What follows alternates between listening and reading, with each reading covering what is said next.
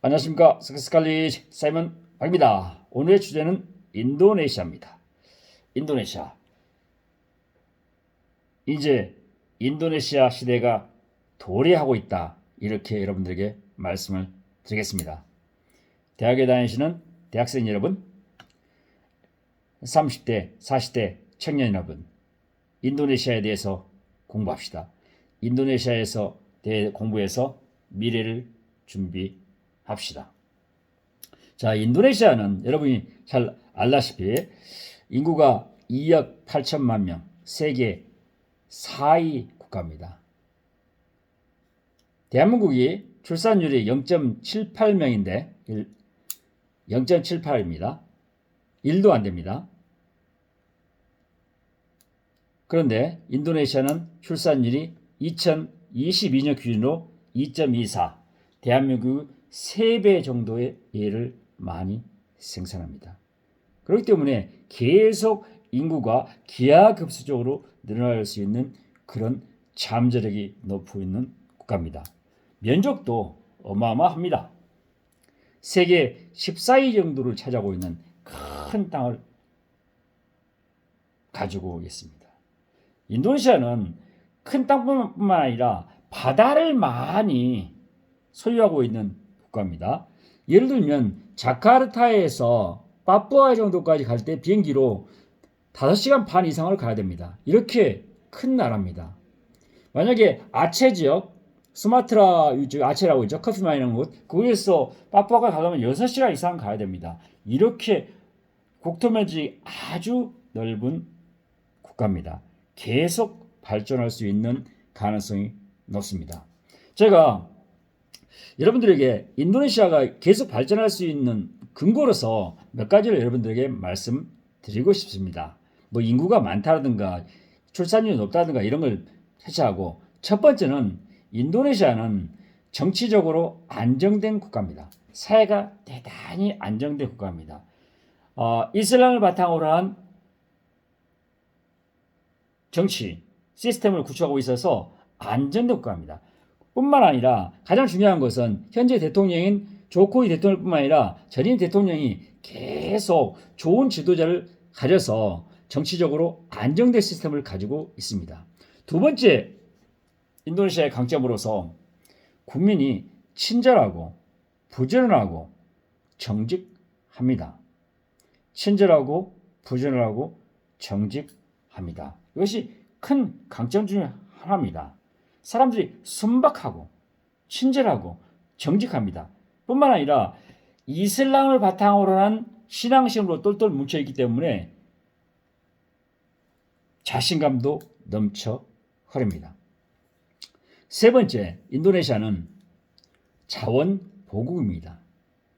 천연자원, 전 세계에 내놓은 현재 다 필요한 자원들 있죠. 지금 배터리를 생산하는 가장 필수적인 니켈 같은 건 세계 1위 생산국이고요. 산림자원, 광물자원, 없는 자원이 없습니다. 전 세계 자원의 보국이라고 이해할 수 있습니다. 네 번째, 인도네시아는 다양성을 갖고 있습니다. 21세기 강국이 되기 위해서는 다양성을 갖고 있어야 됩니다. 획일성 국가는 결국 성장하고 발전하고 진화할 수 없다고 생각합니다. 다양성을 갖고 있는, 어떤 다양성이죠? 종교 다양성을 가지고 있습니다. 인도는 이슬람 국가이지만 크리스천 기독교인이 10.7%, 힌두교가 1.7%, 불교가 0.8% 등 다른 타 종교를 인정하는 이슬람 국가 중에서도 포용적인 종교 시스템을 가지고 있는, 포용적 종교 시스템을 가지고 있는 국가에서 다양성이 인정된 국가입니다. 인종이 다양합니다. 화교, 말레이족, 인도네시아족, 파푸아족, 각 지역의 사람들이 함께 어우러져 사는 그런 인종의 다양성이 존재하는 국가입니다. 문화가 다양하다는 것은 제가 여러분들에게 설명하지 않아도 되겠습니다. 왜냐하면 넓은 땅에 다양한 민족이 사는데 다양한 문화를 갖고 있는 것은 당연하죠. 마지막으로 언어도 다양합니다. 다양한 언어를 가지고 있습니다. 물론 인도네시아는 바사 인도네시아라는 알파벳을 쓰는 언어를 가지고 있습니다. 통일된 언어를 가지고 있어요. 그런데 각 지역마다 예를 들면 수마트라, 자바, 깔리만탄, 파푸아 등등 각 언어가 다양한 언어를 인정하는 그런 국가에서 언어 다양성이 존재하는 국가입니다.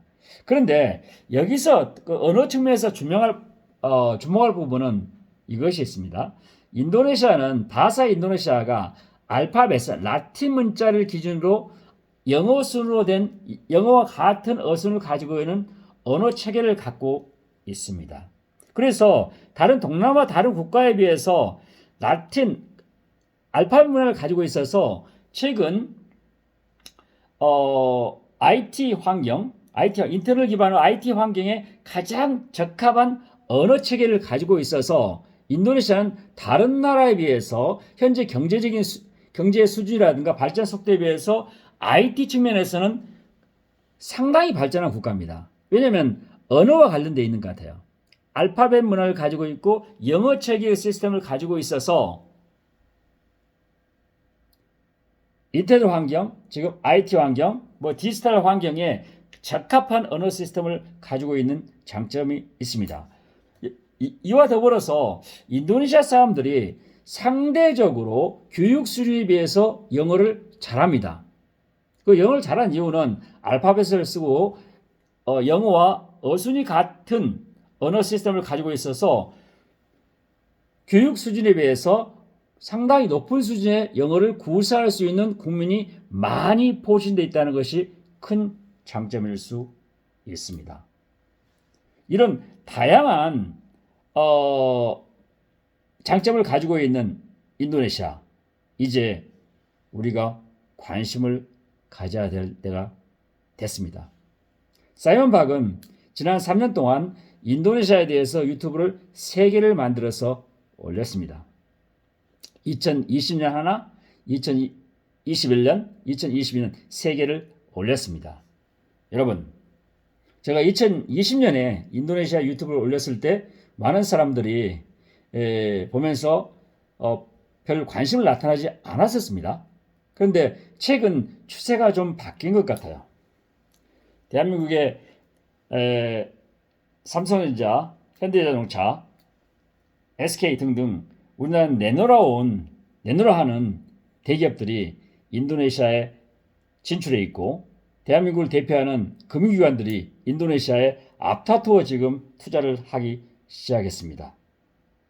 향후 10년 후에, 아니 20년 후에는 아시아를 대표하는 국가가 아니라 아세안을 대표하는 국가, 아니 세계를 대표하는 그런 잠재 강국으로 자리매김을 할 거라고 저는 확신합니다. 여러분, 제가 좋아하는 교수님께서 인도네시아 한국 경영학회를 운영하고 계시는데 회장님으로서 그분이 이런 표현을 씁니다. 지화자. 그 표현을 제가 설명드리자면 지금의 화두는 자카르타다. 자카르타는 인도네시아 수도입니다. 다시 말해서 인도네시아 시대가 도래했다 그런 캐치프레이즈를 쓰고 있는 것 같아요. 저 이것에 100% 공감하고 교수님의 지화자를 한번 외쳐보겠습니다. 지화자 사이먼 박이었습니다.